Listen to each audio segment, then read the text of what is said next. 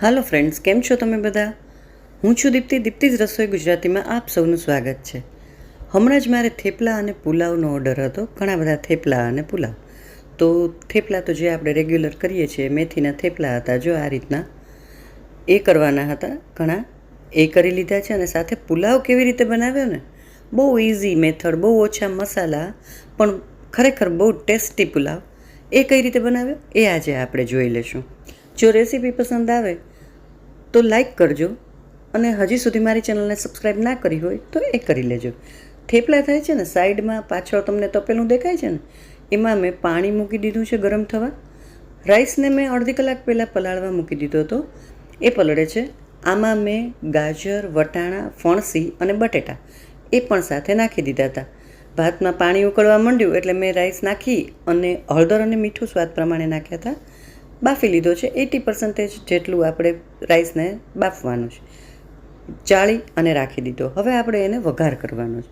તમે જોજો, સાવ ઓછા મસાલા. તેલ મૂકી દીધું છે, ખડા મસાલા એટલે તમાલપત્ર, તજ, લવિંગ આ 3 નાખી અને સાથે જીરું નાખી દીધું છે. બસ, વધારે કાંઈ નાખવાની જરૂર નથી. થોડા કાજુ નાખ્યા છે, સાંતળી લેશું. કાજુ સેજ ગુલાબી થાય એટલે એમાં આદું, લસણ, મરચાં આ ત્રણેય એકસાથે મેં મિક્સરમાં વાટી લીધા હતા, એ નાખ્યા છે. મરચાંની તમારે તીખાશ ઉપર નાખવાના છે, કયા મરચાં લેવા એ. મરચાં પણ સતળાઈ જાય ને, બસ એટલે વેજીટેબલ પુલાવ છે. તો થોડી ડુંગળી નાખી દીધી છે, સાથે ગ્રીન કલરના કેપ્સિકમ નાખી દીધા છે. બધા કલરના હોય તો બધા કલરના નાખી શકાય. તમારે જે વેજીટેબલ્સ આમાં નાખવા હોય ને, વેજીટેબલ પુલાવ છે તો કોઈ પણ વેજીટેબલ નાખી શકાય, આપણી પસંદના. હવે રાઈસ બાફવા મૂક્યા એમાં તો મીઠું નાખી જ દીધું હતું, પણ આ વેજીટેબલ્સના પાર્ટનું થોડું મીઠું નાખવાનું છે સ્વાદ પ્રમાણે. એકદમ સરસ સતળાઈ જાય ને એટલે બસ જો હવે કેપ્સિકમ નાખી દઈશું. આ પુલાવ અને થેપલા છે ને, જેની માટે બનાવ્યા ને એ લોકો ફરવા જતા હતા ટ્રેનમાં, એની માટે બનાવ્યા. તમે લોકો ટ્રેનમાં શું શું લઈ જાઓ છો ને, કમેન્ટ કરીને જરૂર જણાવશો. કેપ્સિકમ પણ સાતળી લેશું. આ જ જગ્યાએ તમને કોઈ પણ વેજીટેબલ, મશરૂમ નાખવા હોય તમારે, હા પનીર નાખવું હોય તો પનીરના પીસ કરીને નાખી દેવાના. હવે કોઈ જ મસાલા નથી ઉમેરતી, ફક્ત પુલાવ બિરયાની મસાલો ઉમેરું છું. આ મસાલો થોડોક તીખો હોય એટલે ધ્યાન રાખીને. બસ આ એકદમ સરસ મિક્સ કરી લેશું. એક પણ મસાલાની બીજા જરૂર નથી. આના પછી આ મિક્સ કરી અને સીધા આપણે જે ટમેટાં સુધારીને ઝીણા રાખ્યા છે એ નાખી દેવાના છે.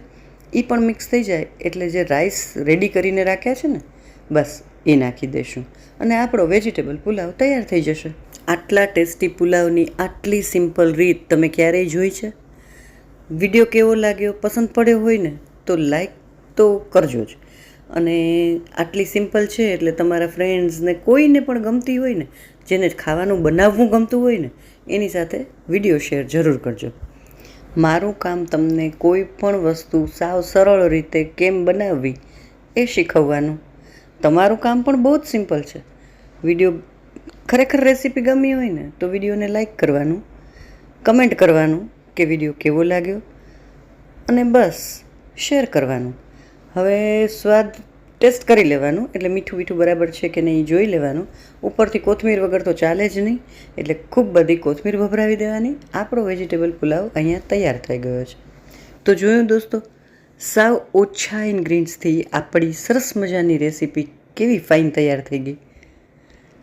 ફરીથી મળીશું નવા વિડીયોમાં નવા સબ્જેક્ટ સાથે.